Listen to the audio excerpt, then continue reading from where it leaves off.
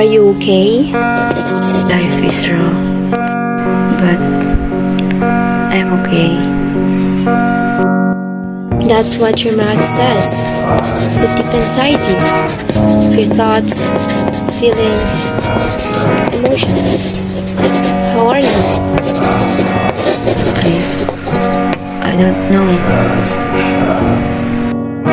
Tell me. I'll listen.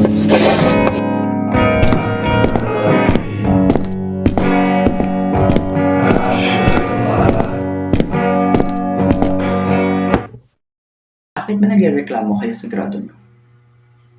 Wala namang mawawala sa inyo. Just your medals, achievements, scholarships.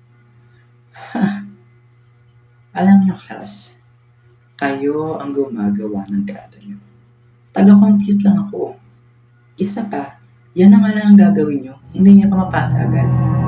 Yan na lang. Yan na lang. Lang?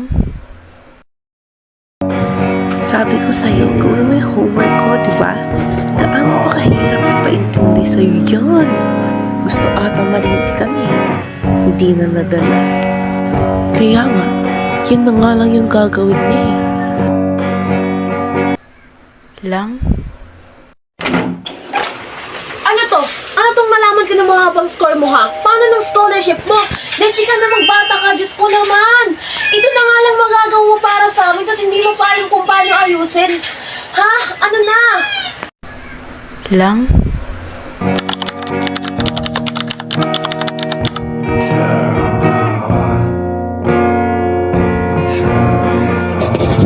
Ayos ka na ba talaga ha?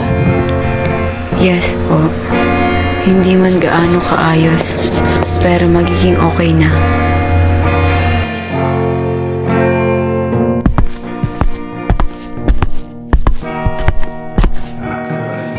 Okay, class, since marami na kayong gawain, wala mo na assignments for today. Sa activities yun lang na pinasok ko, gawin yung grades nyo. Also, the submission of activities is still open.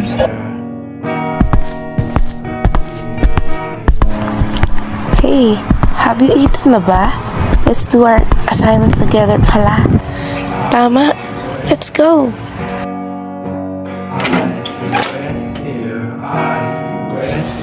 I heard mababa ka raw.